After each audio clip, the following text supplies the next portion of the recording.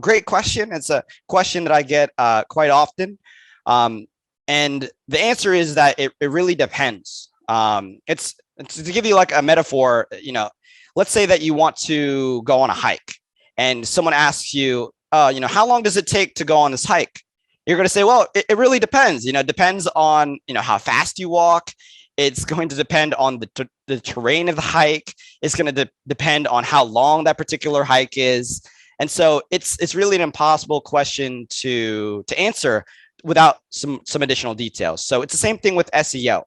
When it comes to SEO, it depends on your keywords. How well developed was your SEO in the past? Are there other people who are competing for the same keywords? How much resources are you applying for the specific campaign? So, really depends on you and where you're starting and what you're willing to put into the project. So, for our clients, we do say it's going to take anywhere from 6 to 9 months. So you have to be mentally prepared for that.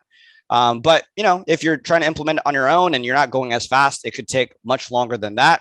Or, if you are doing some black hat things, you can also do it a lot shorter period of time, but that could risk your site getting penalized in the future. So the typical thing in the SEO industry is that, the talk about keyword rankings, which is great because that's the thing that SEOs can control the most.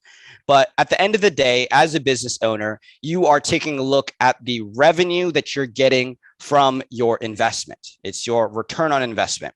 So the thing that you'll have to do as a business owner, and also in partnership with your digital marketing company, is you'll need to set up lead attribution.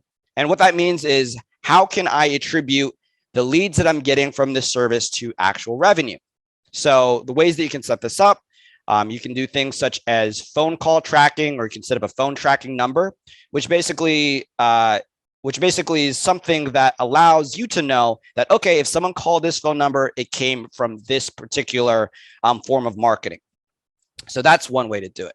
But the second step is that after you have that phone tracking in place, you as a business owner need to work in partnership with your digital marketing company to actually know, because a digital marketing company can't know if a sale happened. So what you'll need to do is you'll need to actually say, hey, this particular customer that came in, this is how much revenue was generated. So, let's say a call from John, let's say myself, came into the website through SEO and they became a customer. They did an install for $15,000.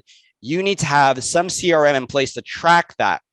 And so after that, you can, at the end of the month, you'll want to make a list of, okay, all of these phone calls and all of these customers came from this marketing method.